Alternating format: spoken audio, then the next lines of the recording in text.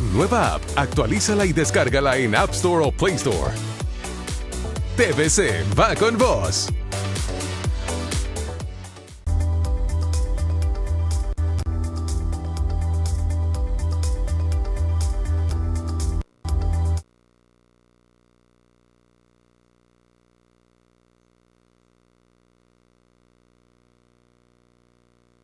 Revisamos la situación económica del país desde la óptica de profesionales en el área de la economía. La expresidenta del Colegio Hondureño de Economistas, Liliana Castillo, nos acompaña. Gracias por estar con nosotros, es un gusto saludarle. Feliz noche. ¿Cuál es el análisis que tienen de la situación económica del país y qué nos depara en estos momentos críticos para la nación? Gusto saludarle, licenciada Castillo. Feliz noche. Sí, buenas noches. Muchas gracias por la invitación a discutir este tema que es de mucha importancia y de mucha actualidad para los hondureños. La economía hondureña está pasando en este momento por una gran crisis. Recordemos que una crisis de salud viene siendo complementaria con una crisis económica. Actualmente estamos viendo que el indicador del índice mensual de la actividad económica al mes de mayo tuvo una caída de 9.4%. Todas las actividades están cayendo: construcción, agricultura, comercio, turismo, restaurantes. Solo dos actividades tienen crecimiento, que son intermediación financiera, que son los bancos, compañías de seguro y fondos de pensiones, y el sector telecomunicaciones. Son las dos actividades que siguen teniendo utilidades y siguen teniendo actividad. La CEPAL, un informe que sacó el día de hoy, ya ha pronosticado una caída para Honduras del 6%, una caída en la actividad. Esto no lo habíamos visto desde hace muchísimo tiempo, porque las crisis más fuertes que hemos tenido, que una fue la del Mitch en 1999, la actividad se contrajo en 1.9%.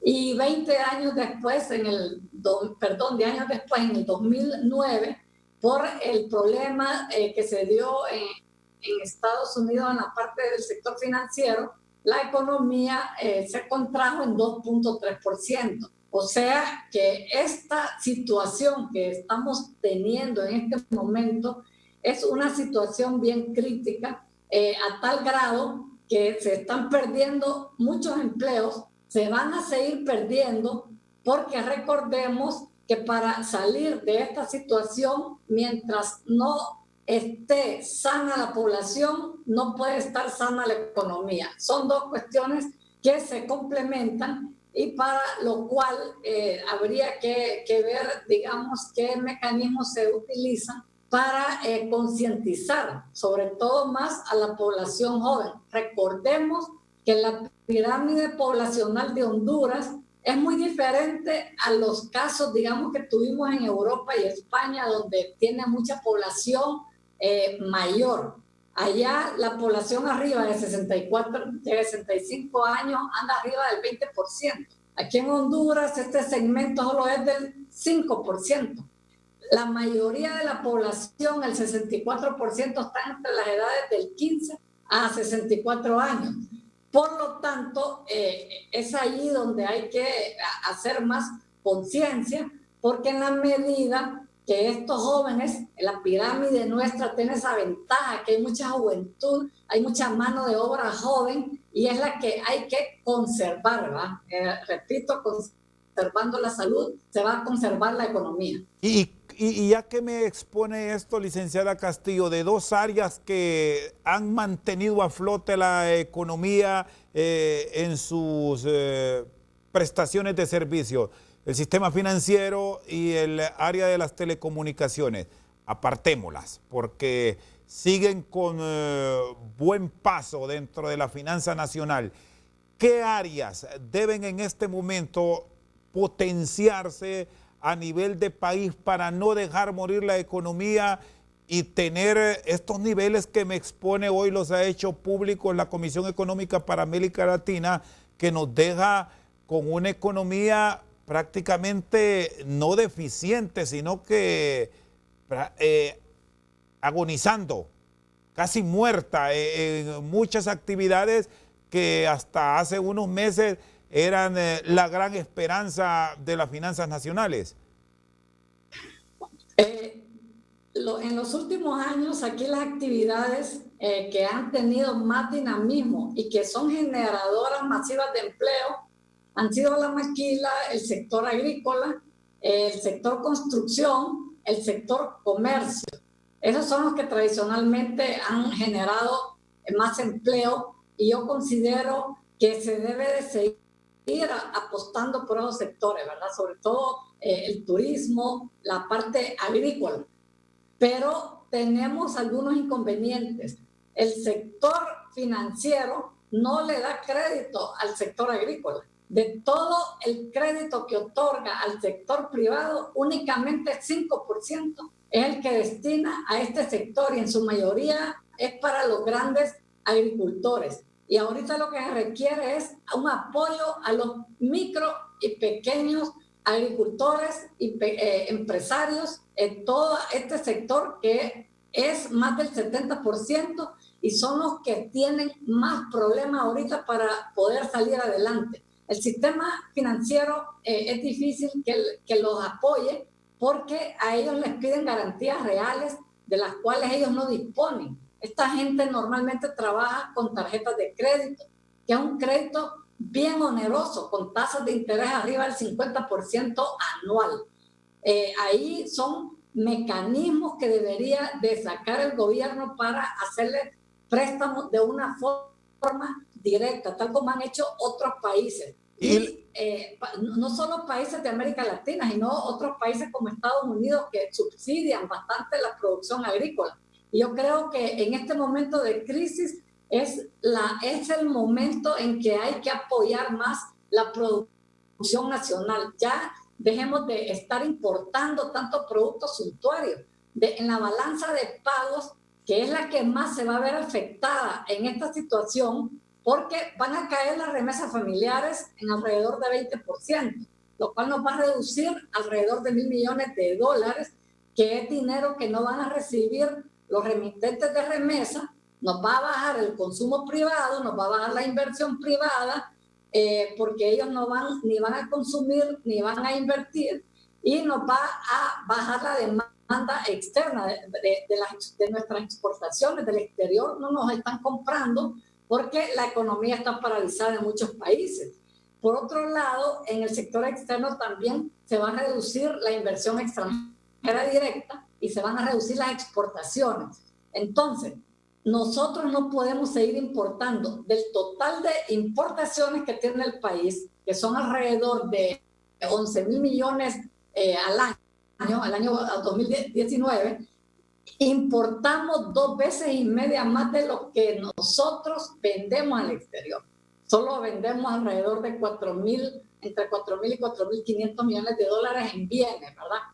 Entonces, de esas importaciones, una tercera parte, o sea, como 3.500 millones de dólares son productos de consumo, y la mayoría consumo suntuario.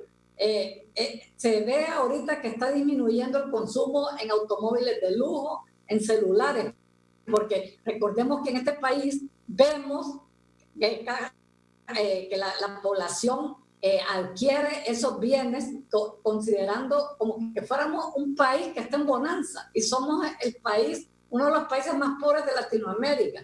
O sea que deberíamos de ir cambiando nuestros hábitos de consumo y apostarle más a la producción nacional y que nosotros consumamos más esos productos nacionales. Sí, y en cuanto a estos incentivos que ustedes reclaman para el sector de la agroindustria y la productividad, El gobierno ha hablado de una serie de medidas que incluso se han aprobado en el inicio de la pandemia con tasas de interés bajas.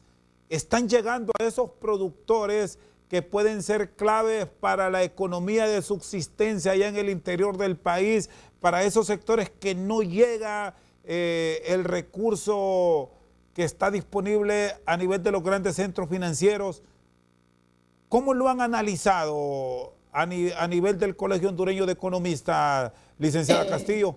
Mire, estos recursos realmente que no llegan a los pequeños y micro productores y microempresarios, porque recordemos que estos recursos se canalizan a través del Banco Hondureño para la Producción y Vivienda y otros se canalizan a través del sistema bancario privado. Repito, ellos les piden una serie de requisitos y de garantías reales, alguna prenda como ser un terreno, una casa, algo que les respalde el repago de ese crédito, dado en algún momento que ellos no puedan tener capacidad de pagar. Entonces, estos recursos realmente no llegan y ese conocimiento se tiene porque han habido asociaciones de pequeños productores que dicen que ellos no se benefician de esos préstamos.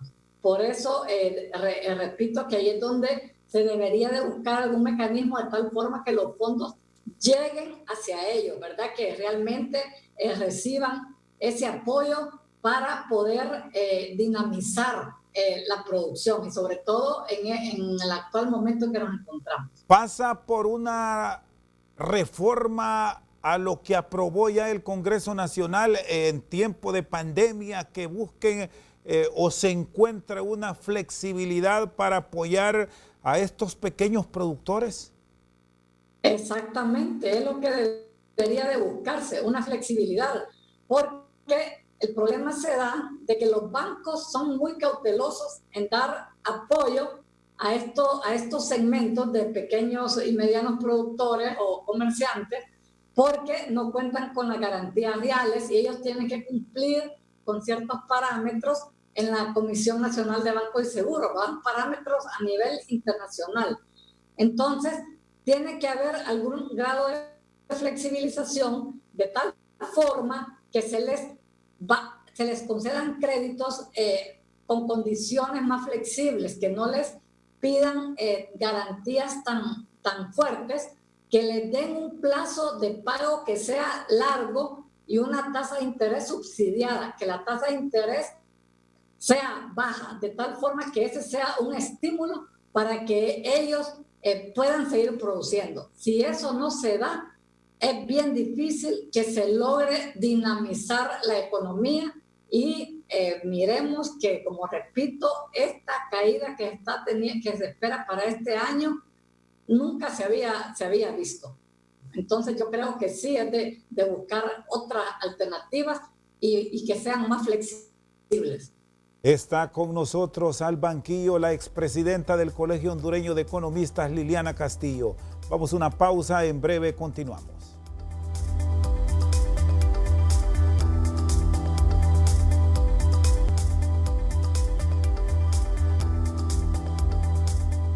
Seguimos al banquillo con la expresidenta del Colegio Hondureño de Economistas, licenciada Liliana Castillo.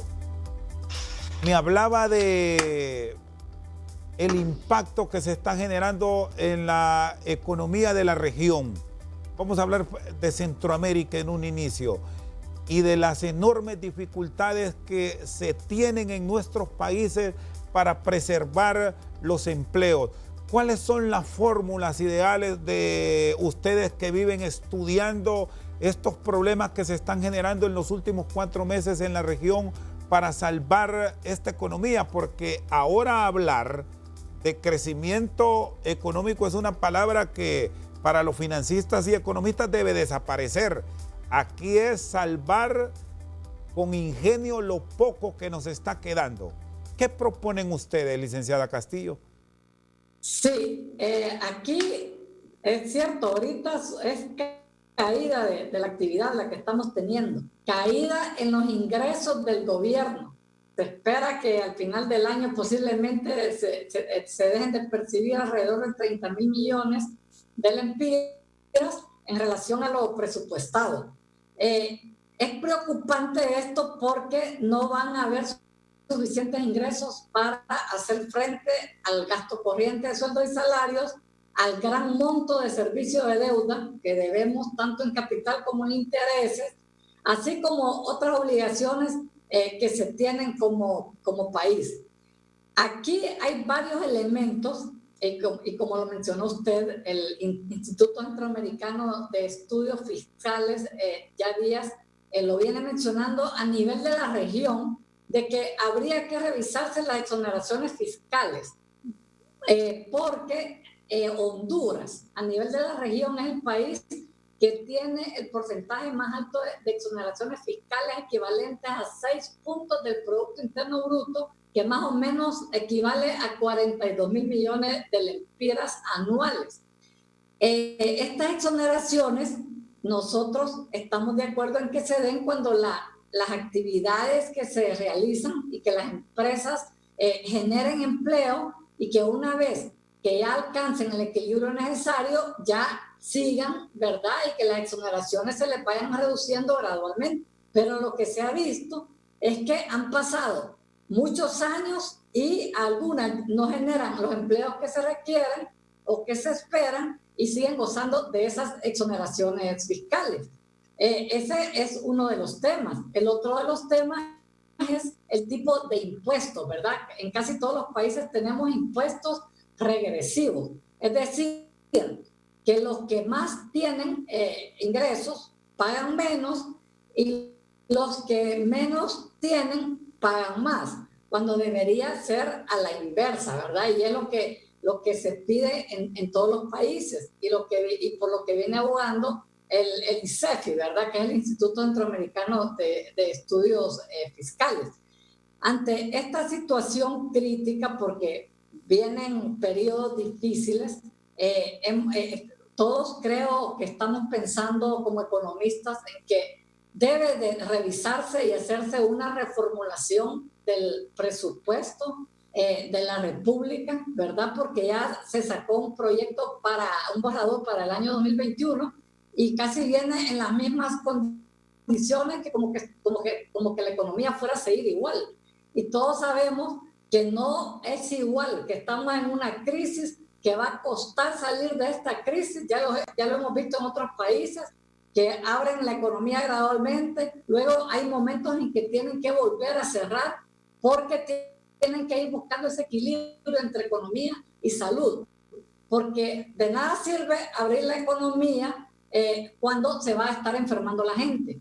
No, van a estar despidiendo empleados, no van a haber suficientes ingresos y de nada va a servir que las empresas produzcan si no van a tener suficiente gente que les compre aquí en el país, o sea, suficiente demanda interna, y tampoco está habiendo demanda del exterior por nuestros productos, porque todos estamos en la misma situación.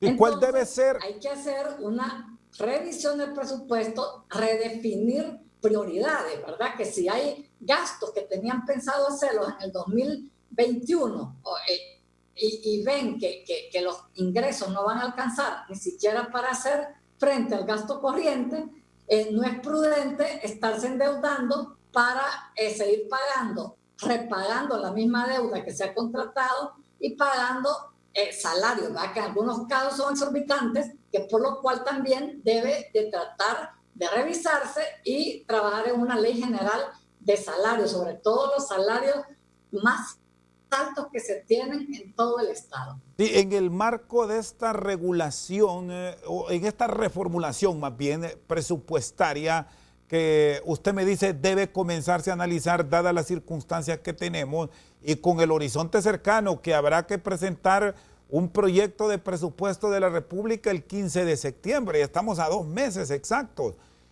¿Qué sacrificio debe tener desde su óptica el Estado? Porque aquí es de entrar en proyectos de sacrificio a todo nivel, considerando la situación económica que estamos viviendo en este momento. uno de los sacrificios es ese, ¿verdad? Hacer una revisión, porque estamos en un momento de crisis fuerte, país tan pobre como el que tenemos, pero ni los países más adelantados de América Latina pagan algunos de los salarios que tienen aquí en Honduras. Entonces, ese es uno de los temas que hay que revisar, ¿verdad? Tanto a nivel de todo el Estado, administración central, descentralizadas, desconcentradas y proyectos especiales que manejan aparte. Luego, otra revisión que puede hacerse también es la duplicidad de funciones que existen en algunas instituciones. Se han creado nuevas instituciones y funciones que antes tenían tradicionalmente otras secretarías. Si se crean nuevas y se les quitan otras funciones allá, debería de reducirse algo en esa parte del personal que tiene. Y esa duplicidad de funciones implica mucho costo adicional. A veces hay 3 y 4 instituciones haciendo lo mismo. Y otra parte también que debería revisarse y que lo estamos viendo últimamente son esas juntas interventoras que existen en diferentes secretarías del Estado, en diferentes instituciones descentralizadas, que no solo es que ponen las juntas interventoras a veces con sueldos más elevados de los que tienen los propios secretarios de Estado, sino que además tienen su propio equipo que los acompañe para hacer el trabajo.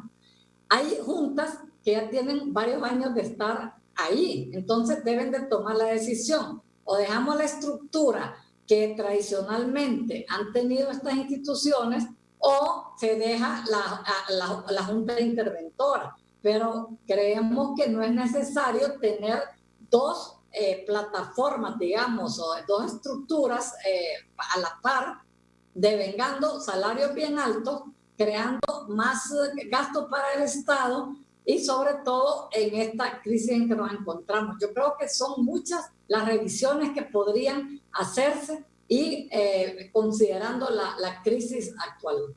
La apuesta es fusión o clausura, o se puede hacer un análisis a profundidad en estos 2 meses que ya se supone trabajando en lo que vamos a presentar como presupuesto de la República ante el Congreso Nacional.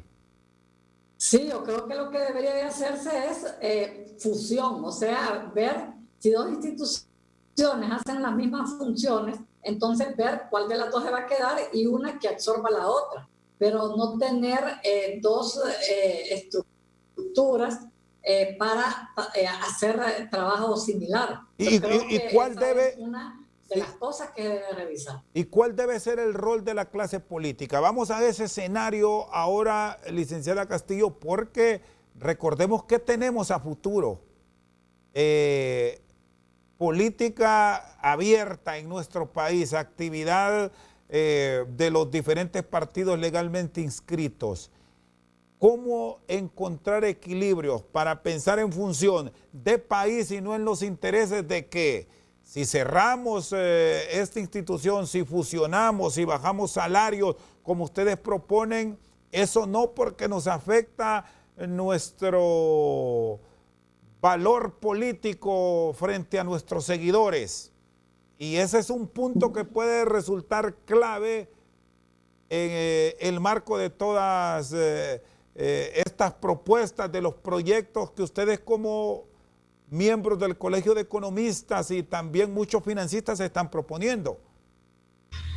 Pues fíjense que los políticos son los que deberían de dar el ejemplo. Ellos debería de salir más bien la propuesta de reducirse los salarios, así como se ha visto en otros países de América Latina y otros países del mundo. Deberían de decir, vamos a dar el ejemplo, y en esa medida la población estaría dispuesta también a que se le revisen los salarios. Y estoy hablando de los salarios más altos, ¿va? No porque la mayoría de los salarios realmente que les devengan el salario mínimo, la mayoría de nuestros trabajadores. Y digo clase política pensando en todo, ¿va? En los diputados, en los alcaldes, en toda la clase política, son ellos los que deberían de dar el ejemplo y ver cómo realmente ayudan a salvar la economía, porque de nada nos va a servir seguir adelante con esa gran cantidad de sueldos y salarios que hay que pagar, si por otro lado están despidiendo muchos trabajadores en el sector privado. Entonces no va a haber manera de salir adelante y hacerle frente a esta situación. Está con nosotros al banquillo la expresidenta del Colegio Hondureño de Economistas, Liliana Castillo. Vamos a una pausa y ya regresamos.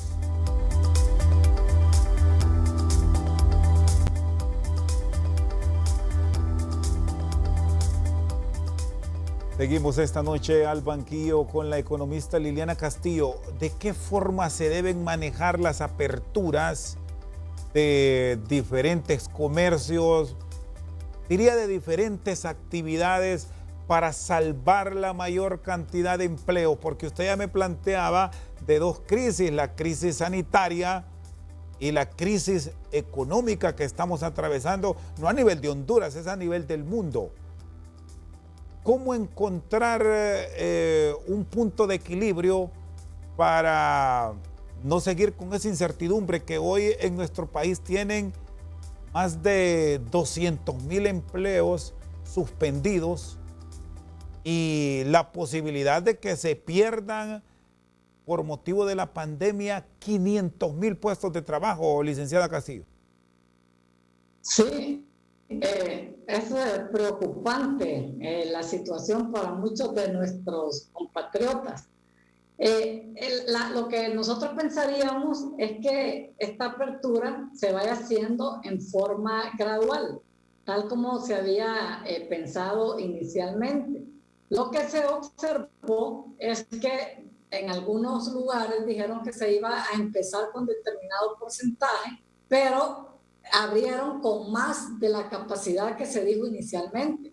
Y se tiene que cumplir con todas esas medidas, tanto de parte de los empresarios, del gobierno y de la población en general. Porque usted llega a una empresa y ellos lo que quieren es vender, aunque no ande su mascarilla o no use el distanciamiento que ellos requieren, lo dejan entrar porque lo que les interesa es vender ante esta situación crítica en que estamos.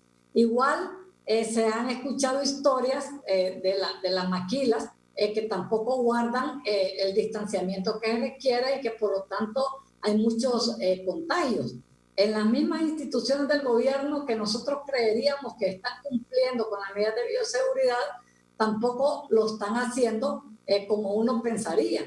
Entonces, ante estos compromisos que se adquieren y no se cumplen, es bien difícil ir saliendo, porque si los cumpliéramos todos y trabajando así por grupos, no mandándolos a todos de una vez, yo creo que habría más probabilidad de que alguna parte de nuestra gente vaya trabajando, vaya teniendo algún ingreso, y de esta forma se conservaría la salud por un lado y se generarían algunos ingresos por otro lado, de tal forma que se empezara a ver algún dinamismo en la economía y la gente tenga recursos para comprar lo que las empresas producen.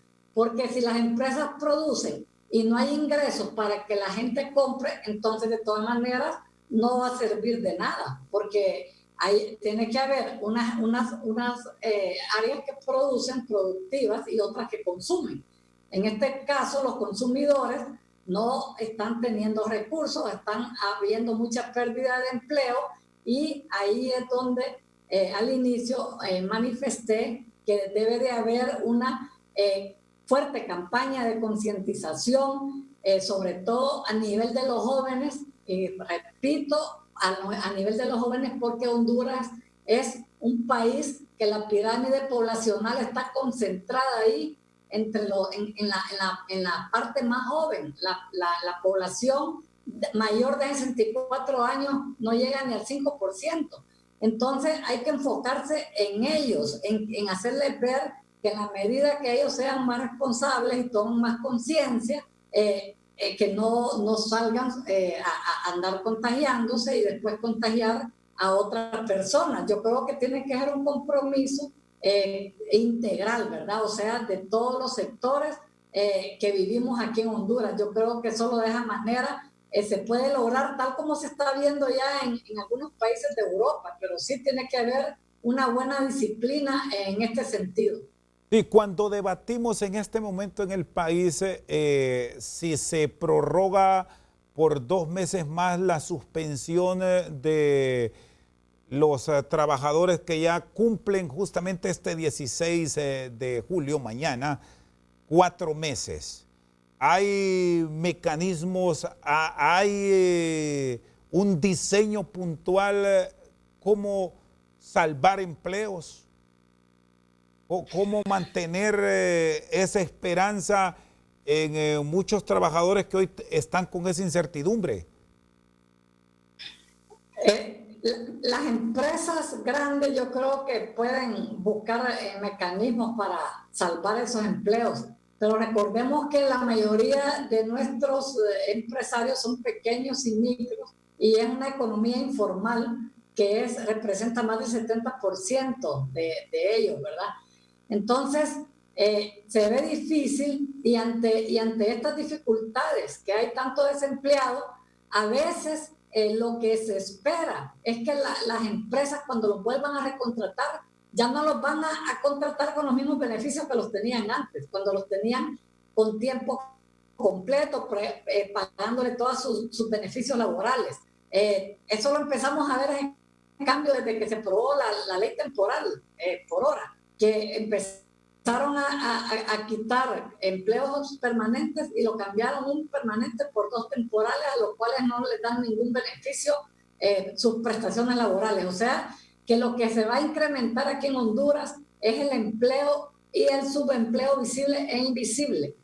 Personas que van a trabajar jornada completa y solo le van a pagar la mitad del salario mínimo, o personas que van a trabajar la mitad de la jornada igual solo con la mitad del salario. Es una situación aguda que se viene, lo cual nos va a generar más pobreza, nos va a generar más desigualdad y por supuesto más gente pidiendo en las calles, va a haber más hambre y es una situación que ahí es el gobierno que tiene que ver cómo diseña algún mecanismo para que esto no pase a situaciones de mayor conflicto. Hoy la Asociación Hondureña de Maquiladores daba unas cifras dentro de esta emergencia que también alarman. En un 27% ha caído la producción a nivel de nuestro país porque el gran mercado, Estados Unidos, también enfrenta esta depresión de la economía y no está comprando como lo hacía hasta enero.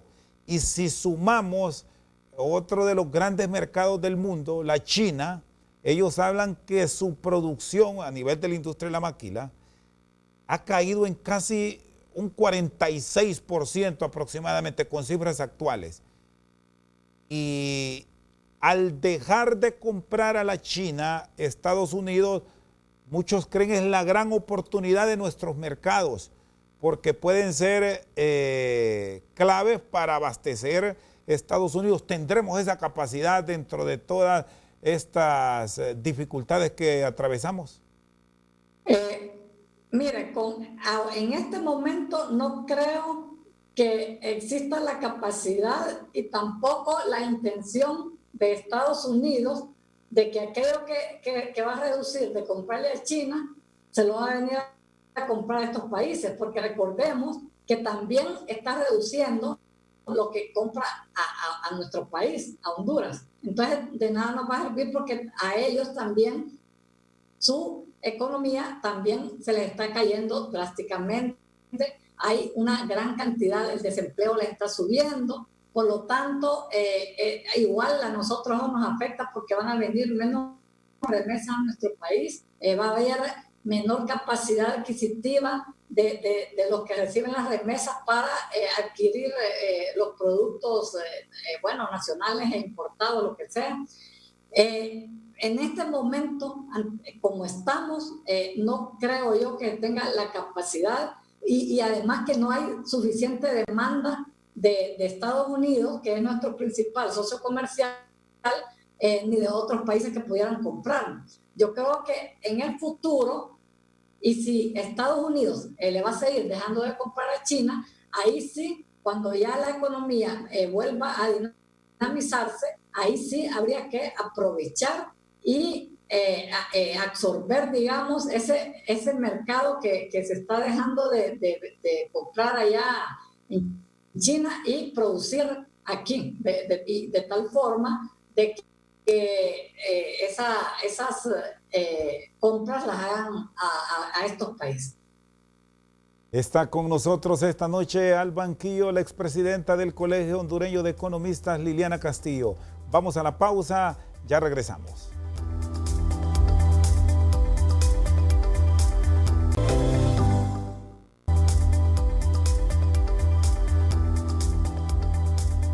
Seguimos al banquillo con la licenciada Liliana Castillo, con todas estas dificultades que estamos enfrentando a nivel de los grandes mercados. Estados Unidos como nuestro principal socio, la Unión Europea, el mismo comercio en la región centroamericana con nuestros vecinos, El Salvador, Guatemala, Nicaragua. Hay quienes piensan primero en función del abastecimiento del mercado local. ¿Habrá esa capacidad o también entraremos en problemas? Sí, yo creo que tenemos que darle prioridad a abastecer el mercado local, porque por la misma situación, ¿verdad?, que ya todos conocemos. Solo en algún determinado momento que realmente haya sobreproducción de algunos de los productos, entonces ya habrá que pensar en exportar. Pero sí hay que apoyar,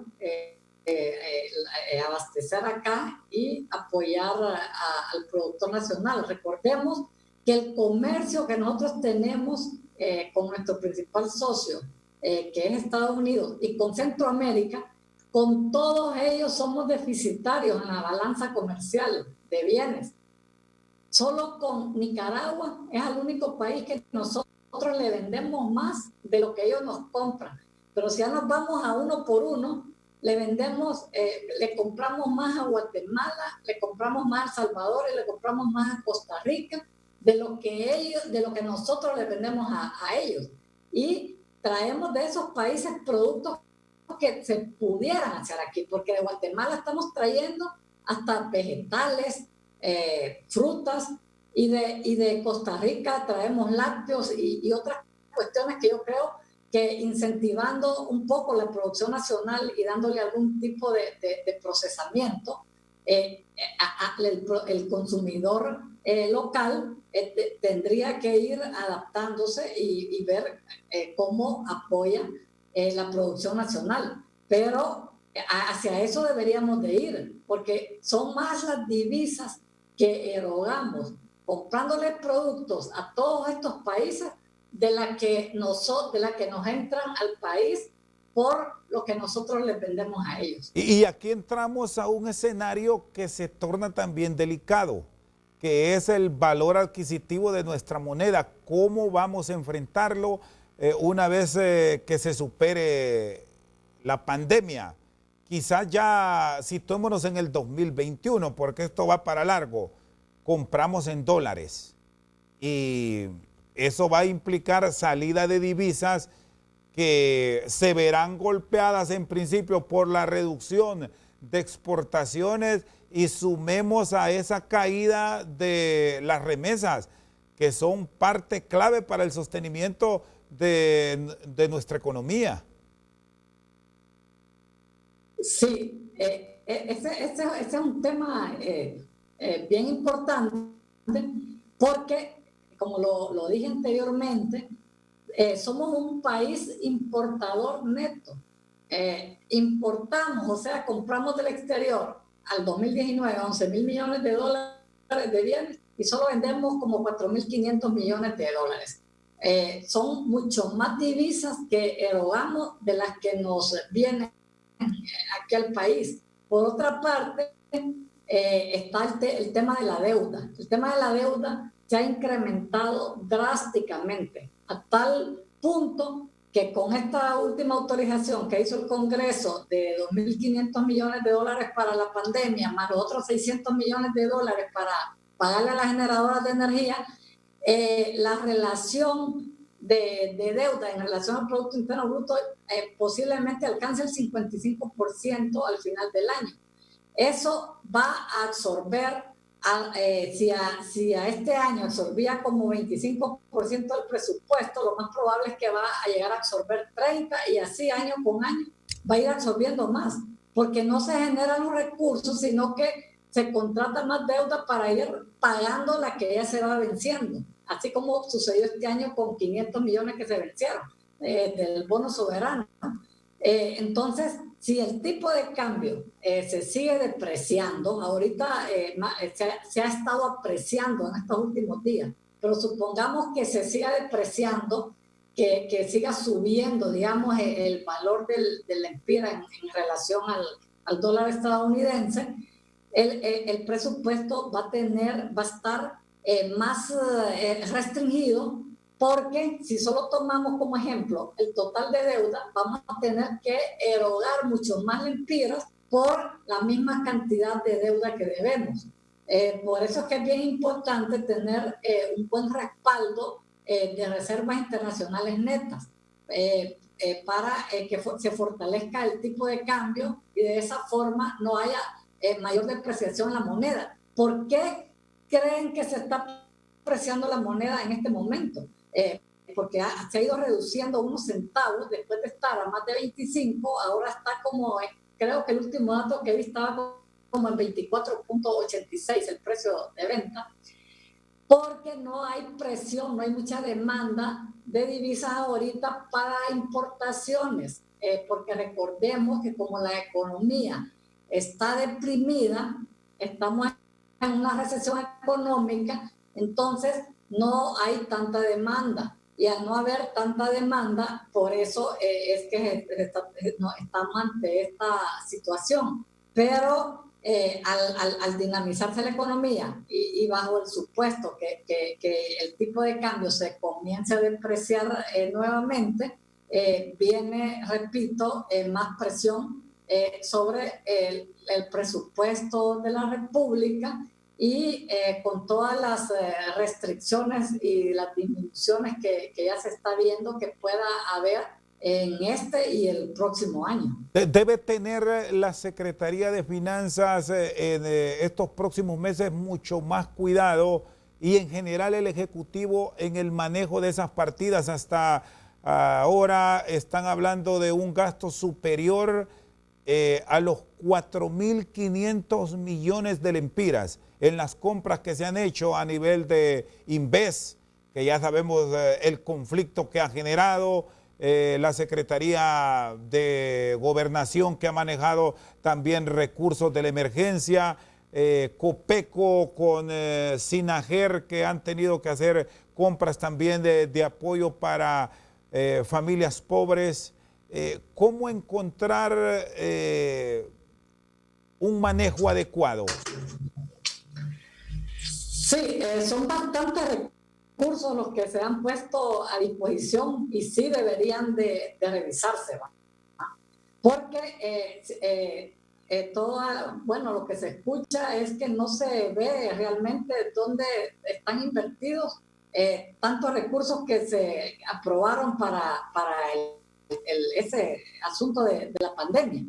Todos estos recursos, y más cuando son recursos que provienen de los impuestos que pagamos, que son recursos públicos y que sirven para apoyar en este momento de crisis al sector salud, deberían de usarse con de una forma transparente y que la calidad de los insumos que se compran sea de la óptima, una calidad que realmente reúna los requisitos que realmente se necesitan para hacer frente a esta situación. Y no solo esta cuestión de los gastos de la pandemia, también debe realizarse esa parte de la deuda que, repito, cada vez los montos son más altos, la deuda que tiene con los organismos multilaterales de crédito y también con la Banca Nacional, y ver de qué forma se busca una readecuación de la deuda, ver si se alarga el plazo,